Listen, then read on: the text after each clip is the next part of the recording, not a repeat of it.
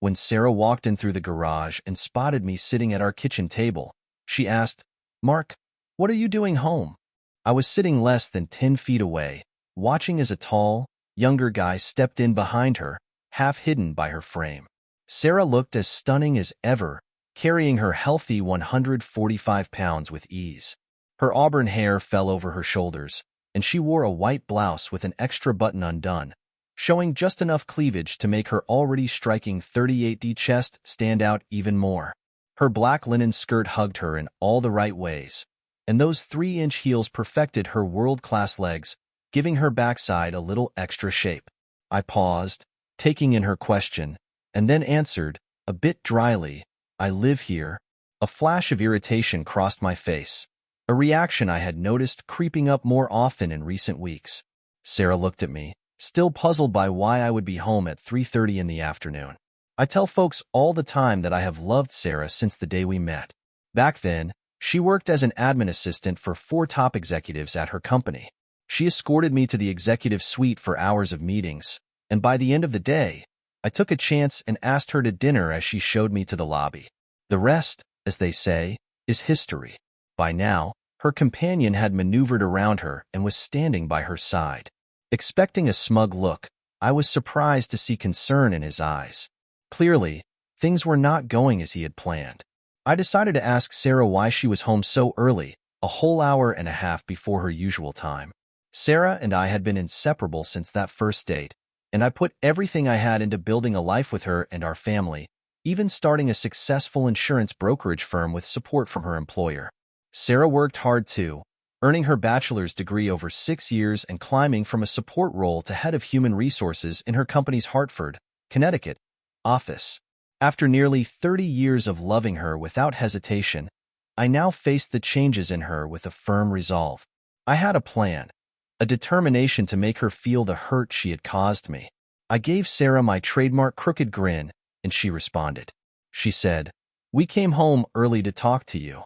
I raised an eyebrow, questioning her use of we.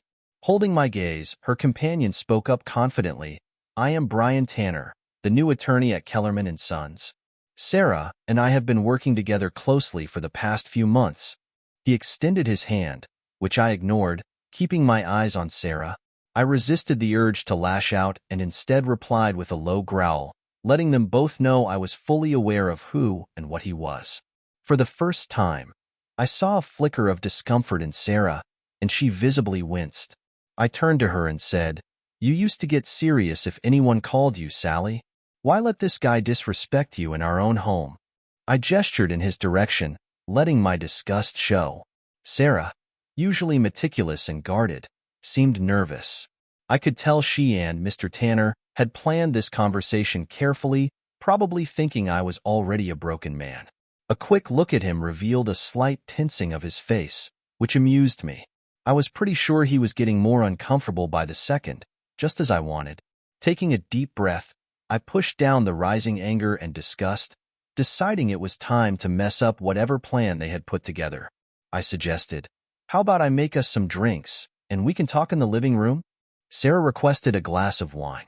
When I asked Brian what he wanted, he seemed wary and looked to Sarah, saying that she had mentioned my taste for bourbon and craft beer. I nodded, got up from the kitchen table, and headed over to the family room's bar. As I walked away, I heard their low, hurried whispers. A few minutes later, I joined them in the living room. They were seated together on the couch, so I handed Sarah her Merlot and gave Brian a glass of amber ale before settling into an armchair across from them. Raising my glass, I toasted and took a sip of the strong, fiery drink. Brian also took a sip of his beer, looking at its color and bubbles. He asked what kind it was, and I told him it was Pabst Blue Ribbon. His face twitched, while Sarah looked surprised and said, "I thought you always said Pabst Blue Ribbon was worse than Donkey Piss, the worst beer ever." She was in the middle of her comment when she noticed me chuckling. Looking frustrated, she accused me of being rude and dismissive when all she wanted was a calm talk. I grinned, asking her why she felt that way, and added that we needed to start this conversation properly. I hinted that I was eager to see how a polite, uplifting, and loving talk was supposed to go from my wife. Sarah took a deep breath, her grip tightening on her glass as she tried to collect herself. Mark, this is not what you think. We have had problems for a while now, and I did not know how to tell you, she said. Problems? I echoed, disbelief clear in my voice. The only problem I see here is you bringing another man into our home. Brian, ever the peacemaker, stepped in, saying, Mr. Lewis, I understand your frustration, but it might help if we keep our emotions in check and discuss what is really going on. I crossed my arms and leaned back, challenging him. Oh, please, enlighten me on these so-called underlying issues, I said, dripping with sarcasm. Sarah hesitated, looking over at Brian before answering.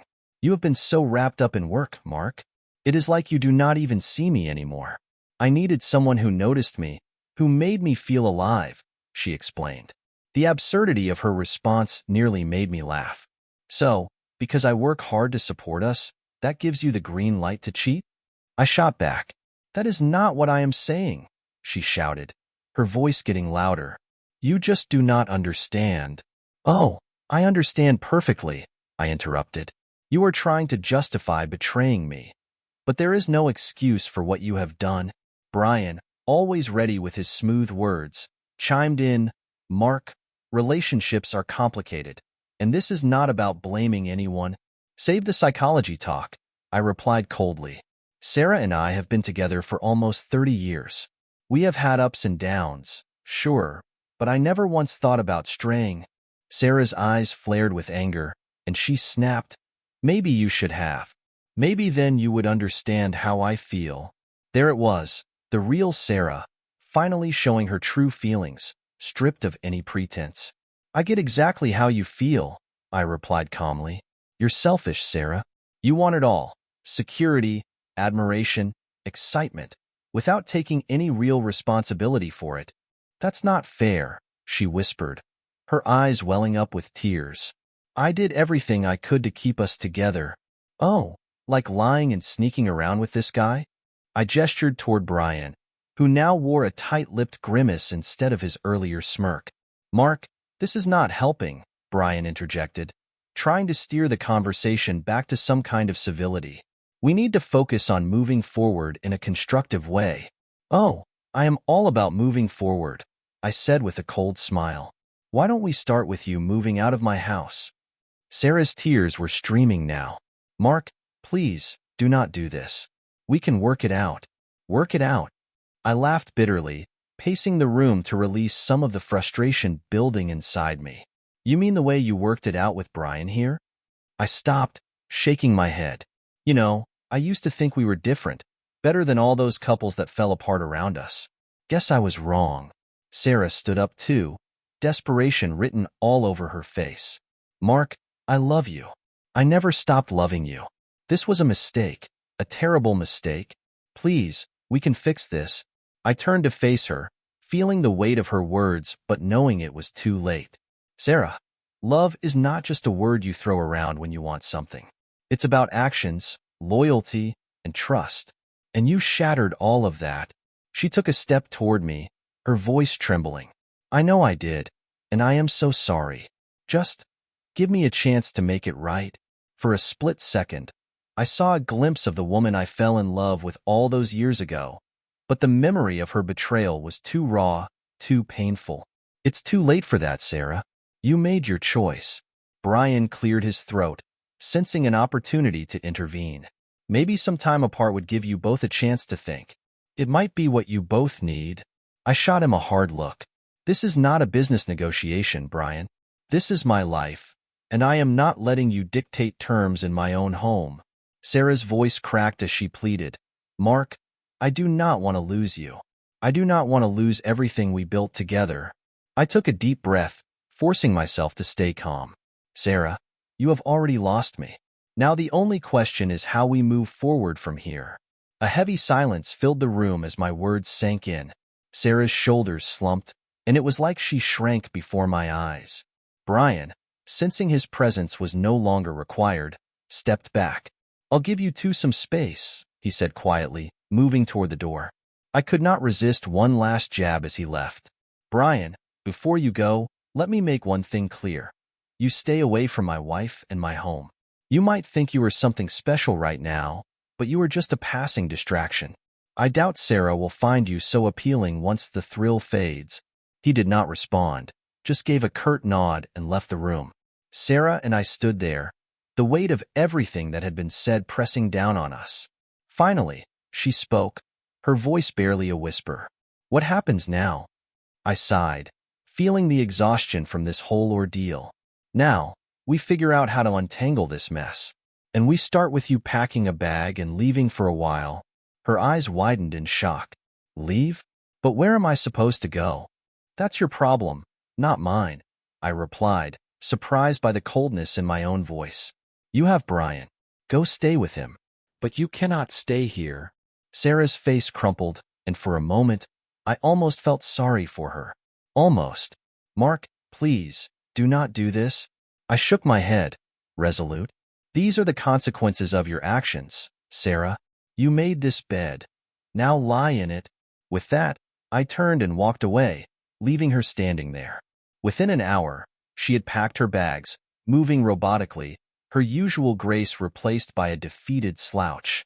I watched from the doorway, arms crossed, as she zipped up the last suitcase. Where are you going? I asked, more out of obligation than genuine curiosity.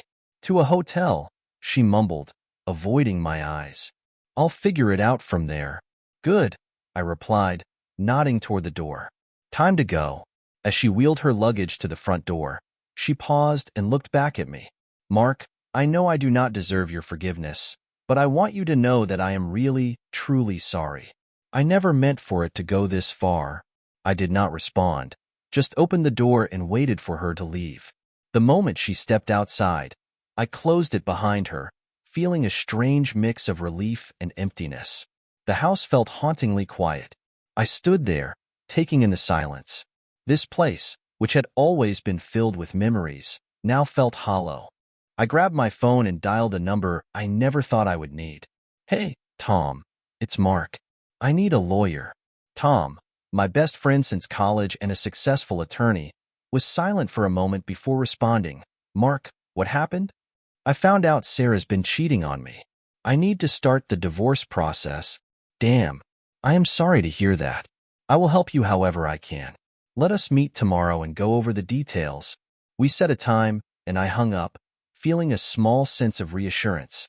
Tom would know what to do. The next day, I met him at his office. He greeted me with a firm handshake and a concerned look. You doing okay? Not really, but I will get through it.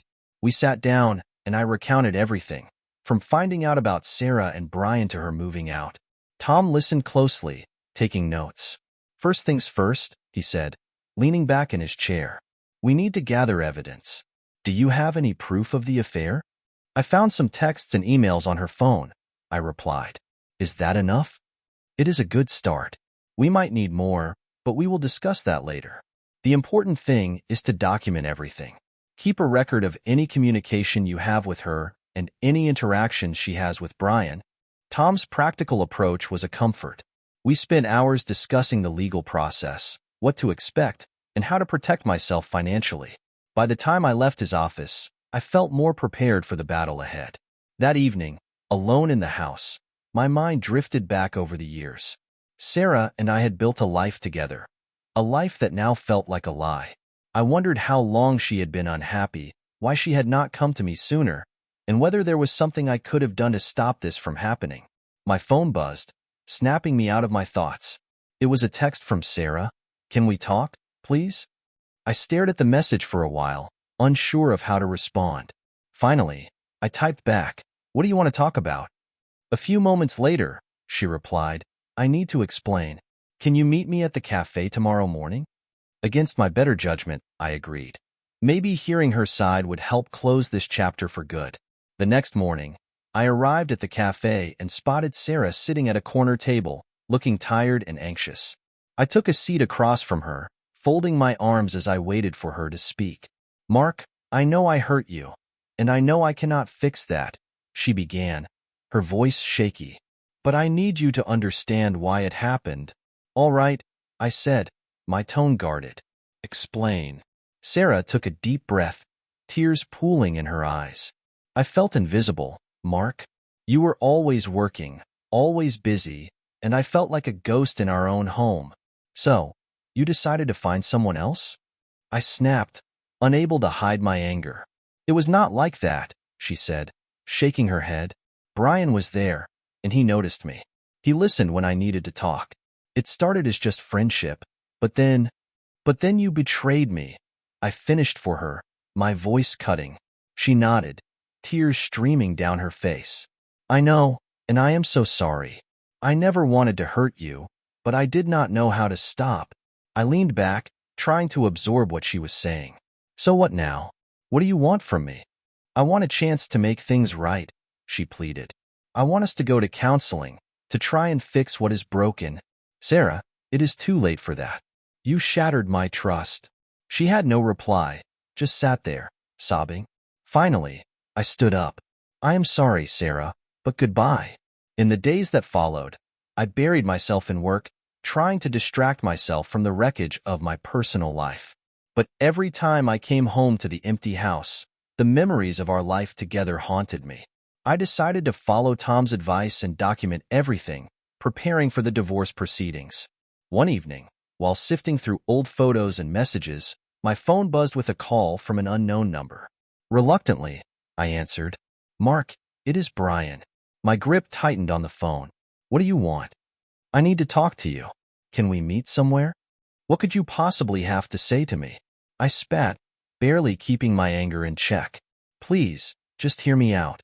I will be at the park near your office tomorrow at noon. Just give me 10 minutes. I considered hanging up, but figured it might be worth hearing him out. Fine, 10 minutes. The next day, I arrived at the park and found Brian waiting on a bench. He stood up as I approached, looking unusually nervous. Mark, thank you for meeting me, he began. Get to the point, I said, crossing my arms. He took a deep breath. I want to apologize. I know that probably means nothing to you, but I am truly sorry for what happened. I never intended to come between you and Sarah. You did not just come between us, Brian. You destroyed my marriage. What am I supposed to do with your apology? He nodded, accepting my anger. I know I cannot undo the damage I caused, but I wanted you to know that I ended things with Sarah. I realized that what we were doing was wrong and would lead nowhere good. Why now? I asked, skeptical. Because I saw what it was doing to her, and to you. Sarah is a mess, Mark. She is not thinking clearly, and I have only made things worse. I studied him, trying to read his intentions. So what are you going to do? I am leaving town, he said quietly. I accepted a job in another city. I thought it was the best way to give both of you some space. Part of me wanted to punch him, to make him feel even a fraction of the pain he had caused. But another part, the calmer side, recognized that his departure might actually be a relief. Fine, I said finally. Just stay away from us. Brian nodded and walked away, his figure slowly disappearing down the path. I sat down on the bench, letting the anger and frustration ebb away. His leaving would not fix everything, but it was a start. Back at the office, I lost myself in work, finding comfort in the routine. A week later, Tom called with some news. Mark, we need to talk. I found something you might want to see. I met him at his office, where he laid a stack of documents on the table. What is this? I asked. These are financial records from Sarah's accounts. It looks like she has been moving money into a private account for months, maybe even years. A wave of betrayal washed over me. How much are we talking? Quite a bit. Enough that it could impact the divorce settlement significantly. So, she has been planning this for a while, I said, almost to myself. It seems that way, Tom replied.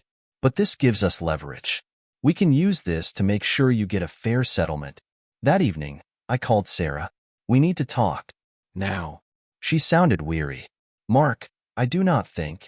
Sarah, meet me at the house. When she arrived, I spread the documents out on the kitchen table. Care to explain this? Her face went pale. Where did you get those? Does it matter? You have been planning this for a long time, haven't you? Moving money into a private account, preparing to leave me? Mark, it is not what you think, she stammered. Then what is it, Sarah? Tears welled up in her eyes, but I was unmoved. I did not want to leave you with nothing. I was just trying to protect myself in case things went south. In case things went south? I repeated, incredulous. You mean in case you got caught cheating? She did not answer, just stood there, tears streaming down her face. Here is what is going to happen, I said, my voice cold and controlled. You are going to sign over the house to me.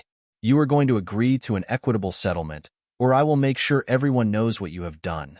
Your friends, your family, everyone. Mark, please, she whispered, broken. I do not want to fight. Neither do I, Sarah. But I am not going to roll over and let you walk away with everything. She nodded, defeated. Okay, I will do whatever you want. The next few weeks blurred into a series of legal meetings with Tom and the finalization of the divorce. Sarah signed over the house, agreed to a fair settlement, and we began the process of untangling our lives. As the dust settled, I found myself alone in the house, surrounded by memories of a life that no longer existed. Weeks turned into months as the divorce dragged on, but with each passing day, I began to feel more like myself. I threw myself into work, hit the gym regularly, and even reconnected with old friends who reminded me there was life outside the turmoil of my broken marriage. One Friday night, my buddy Dave suggested we go out for drinks. Come on, man, he said. You need a night out to relax. Forget about Sarah for a while. Reluctantly, I agreed. The bar was buzzing, a lively mix of laughter, clinking glasses, and live music, a stark contrast to the quiet, tense atmosphere I had been living in. Dave ordered us a couple of beers, and we settled into a booth near the stage. So, how are you really holding up? Dave asked, his concern clear. I am managing, I replied. It has been rough, but I am starting to see the light at the end of the tunnel. Good to hear. You deserve better, Mark. Sarah never appreciated you. I nodded, taking a sip of my beer. Yeah, well, it is over now. Time to move on. Just as I said that, the band began playing a familiar tune, and the crowd erupted in cheers. A woman's laugh caught my attention, and I turned to see a group of women at a nearby table. One of them, a tall brunette with striking blue eyes, glanced over and smiled. I smiled back, feeling a small flicker of excitement I had not felt in a long time. Dave noticed and nudged me. Hey, looks like someone is interested. Maybe, I said, trying to play it cool. As the night went on, I found myself looking over at her table more often. Eventually, she caught my eye again and walked over to our booth. Hi, I'm Rachel, she said, her smile lighting up the room. Mind if I join you? Not at all, I replied, scooting over to make room. I'm Mark and this is Dave. Dave gave me a knowing look, then turned his attention to the band, giving Rachel and me some space to talk. We hit it off immediately. Rachel was funny, smart, and easy to talk to. She told me about her job as a graphic designer and how much she loved the creative freedom it gave her. I shared a bit about my work and the recent upheaval in my life, though I kept the details about Sarah to a minimum. So, what brings you here tonight? I asked. Just needed a night out, she said, taking a sip of her drink. Life's been I found myself laughing along with Rachel, each step and each song lifting the weight of my recent troubles. After a few songs, we headed back to the booth, both of us slightly out of breath but exhilarated. Dave was grinning at me, clearly pleased to see me finally having a good time. As the night wound down, Rachel and I exchanged numbers. I'd love to see you again, she said, her smile full of hope. Me too, I replied. How about dinner sometime? Sounds perfect, she said, her eyes lighting up. Over the next few weeks, Rachel and I went on several dates, each one better than the last. I found myself looking forward to our time together more and more.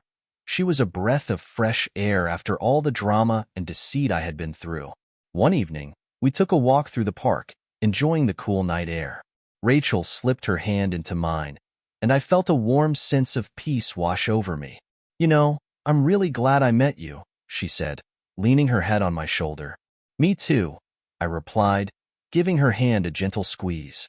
You've made these past few weeks a lot better. I'm happy to hear that, she said, looking up at me. I really like you, Mark. I like you too, Rachel, a lot. We stopped walking, and she turned to face me, her eyes searching mine.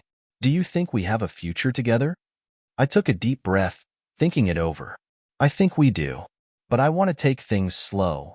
She smiled, relief and happiness clear on her face. I'd like that, slow and steady. We continued our walk, hand in hand, both of us content to let things unfold at their own pace. As my relationship with Rachel blossomed, the divorce proceedings with Sarah finally came to a close. We met at the lawyer's office to sign the final papers. Sarah looked worn out, a shadow of the confident woman she used to be. I hope you're happy, Mark, she said bitterly as she signed her name. I'm getting there, I replied, refusing to take the bait. Goodbye, Sarah. She did not respond, just handed the papers to her lawyer and walked out without looking back. With the divorce finalized, I felt an immense weight lift off my shoulders. It was finally over, and I could move on. Rachel and I continued to grow closer, and I found myself falling for her a little more each day. She was supportive, understanding, and brought a joy to my life that I had not realized I was missing. One evening, as we sat on my porch watching the sunset, Rachel turned to me with a thoughtful look. Mark, there's something I've been wanting to ask you. What's that? I asked, curious. Have you ever thought about starting over somewhere new? Like, really starting fresh? I considered her question. I've thought about it. Why do you ask? Well, she hesitated slightly. I've been offered a job in Seattle. It's a fantastic opportunity, and I was wondering if you'd consider coming with me. The thought of a fresh start in a new city was tempting, especially with Rachel by my side. I'd be open to it, I said slowly. It could be exactly what we need. Rachel's face lit up with excitement. Really? You'd do that? Yes, I said, pulling her close. I'd do anything for you. With that, the decision was made. Over the next few months, we packed up our lives, planned the move, and set off for Seattle. It was a big step, but it felt like the right one. With Rachel by my side, I felt ready to take on whatever came next. As we drove away from the house, leaving behind the memories of the past, I glanced over at Rachel, her hand resting on mine. This was our new beginning, a chance to build something beautiful together. Seattle welcomed us with open arms. Rachel's new job was everything she had hoped for, and I quickly found work too, settling into new routines and making new friends. Our life together was thriving, full of new adventures and discoveries. One evening, as we stood on our balcony overlooking the city, Rachel turned to me, her eyes filled with love. Mark, I'm so glad you took a chance on us. Me too, I said, pulling her in for a kiss. Here's to new beginnings. For a while, everything felt perfect. We were happy, exploring the city and building our life together. But one afternoon, as I was leaving work, I noticed a familiar figure standing by my car. It was Sarah. What are you doing here? I asked, feeling a mix of confusion and anger. I needed to see you, she said, her eyes pleading. Please, just hear me out. Against my better judgment, I agreed to meet her at a nearby cafe. Once we were seated, she took a deep breath and began to speak. Mark, I know I have made a lot of mistakes, and I know I don't deserve your forgiveness. But there's something important I have to tell you. I leaned back, wary. What is it? Did you really come all the way here just to talk? Sarah looked down, gathering her thoughts. Then she looked up, tears forming in her eyes. I'm pregnant. Her words hit me like a punch to the gut. What? How? It's yours, Mark, she said, her voice trembling. It happened before everything fell apart. I didn't realize until after we separated. My mind raced, struggling to process this unexpected news. Are you sure? Yes, she whispered. I've had the tests done. There's no doubt. I sat there, stunned. Just when I thought I had left the past behind, it came crashing back in the most unexpected way. What do you want from me, Sarah? I don't know, she admitted, looking down. I just thought you deserved to know. I'm not asking for anything, but I did not want to keep this from you. The conversation left me reeling, and as I walked back to my car, the weight of what she had told me settled over me. I couldn't shake the feeling that my life had taken yet another drastic turn. Deciding honesty was best, I sat Rachel down that evening and told her everything. Her reaction was a mix of shock and concern. What are you going to do, Mark? She asked softly. I honestly don't know, I admitted, feeling the weight of it all. I need some time to think. Rachel nodded, her support unwavering. Whatever you decide, I'm here for you. The following days were a blur of emotions. I met with Sarah again to discuss the future. She assured me she did not want to disrupt my life, but the reality of the situation was undeniable. As time passed, I found myself caught between two worlds. Rachel was understanding and supportive, but the situation with Sarah and the baby weighed heavily on me. One night, as I was lost in thought, my phone buzzed with a message from Sarah. "We need to talk." Urgent. Heart pounding, I drove over to her place. When I arrived, she looked pale and scared. "Mark, someone's been following me," she whispered. "I think it's Brian." "What?" I exclaimed. "I thought he left town." "He did, but he's back," she replied, her voice trembling. "I don't know what he wants, but I'm scared." This unexpected twist threw me completely off balance. Brian's return was the last thing I needed. Determined to put an end to his interference, I decided to confront him. A few days later, I found him hanging around near Sarah's building. "Brian, we need to talk," I said firmly. He turned to face me, a smug look on his face. "Mark, what a surprise." "Leave Sarah alone," I demanded. "You've done enough damage." Brian smirked. "Or what? You'll hit me again?" I stepped closer, barely containing my anger. "Just stay away. You've caused enough trouble." To my surprise, he laughed. "Oh, Mark, you have no idea what's coming."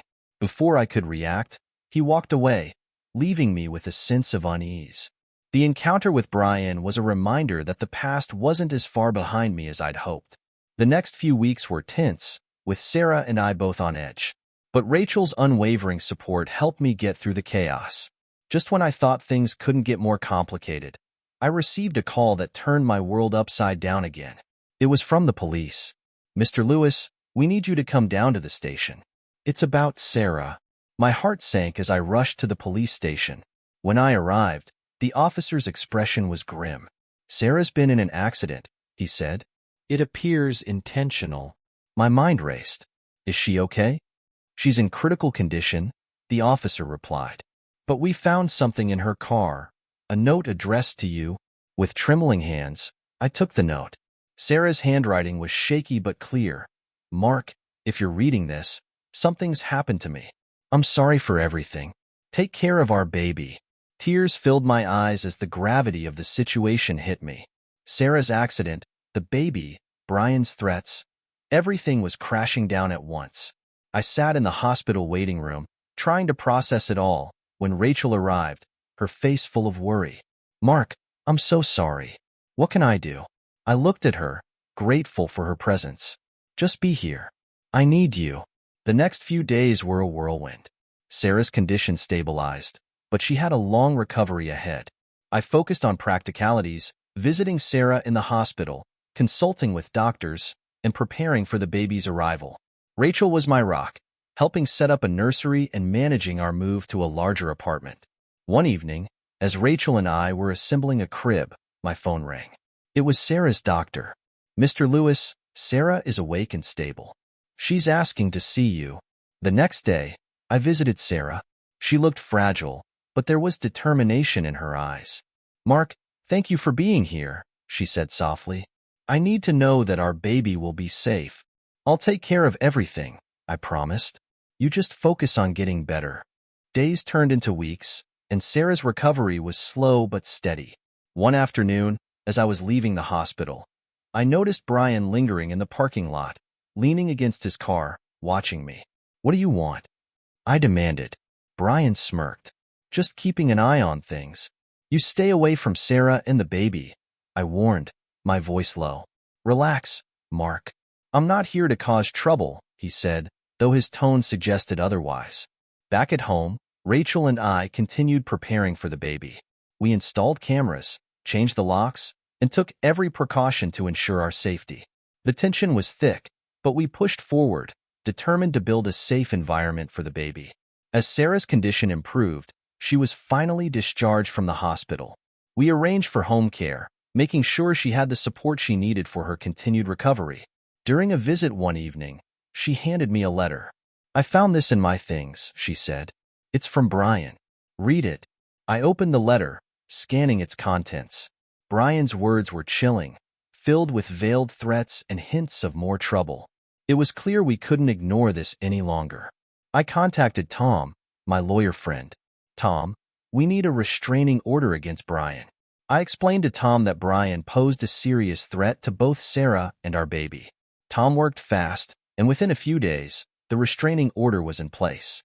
Brian was legally bound to stay away, but I still couldn't shake the feeling that he was lurking nearby, waiting for another chance to disrupt our lives. One stormy night, Sarah went into labor. I rushed her to the hospital, and hours later, our son was born.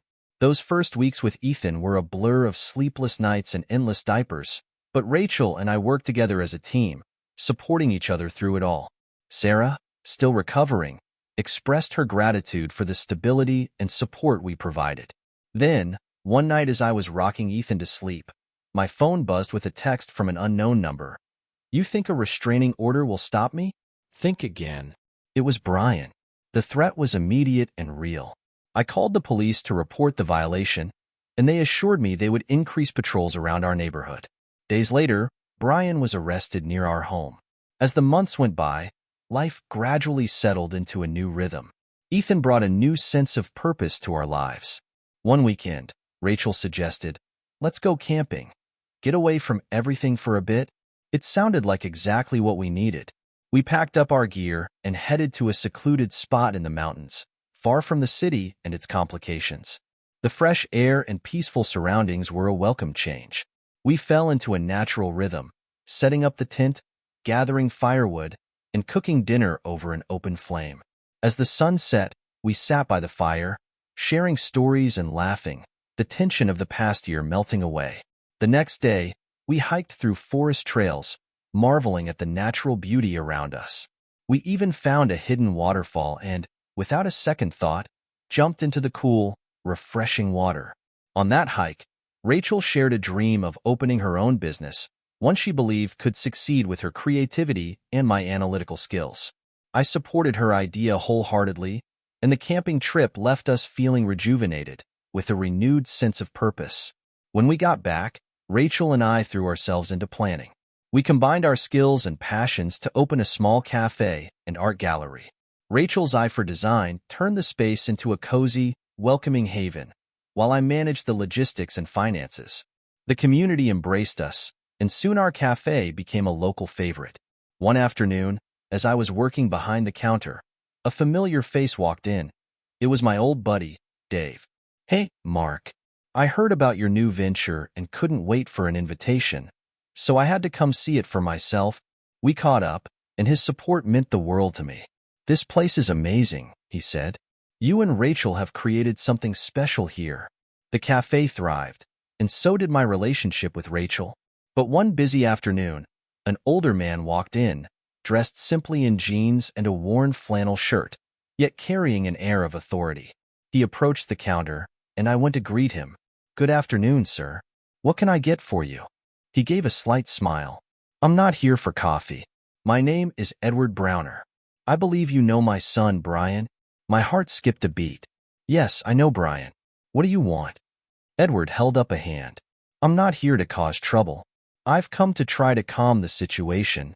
We sat at a nearby table, and he continued, "I've spoken with Brian, and he understands he was wrong.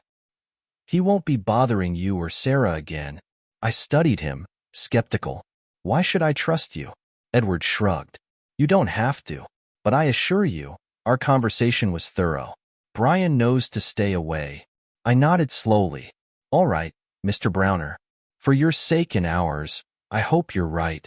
After he left, I told Rachel about the encounter. "Do you think he's serious?"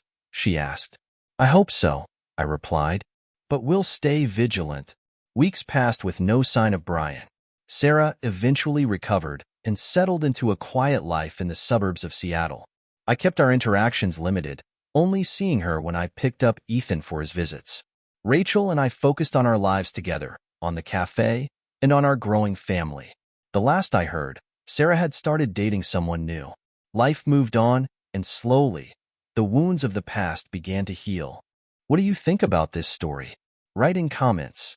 If you don't follow our channel Cheating Room, you will probably never hear from us again. If you are subscribed, congratulations, you will not miss any exciting story. Thank you for listening to this shocking story with us. See you again. Bye bye.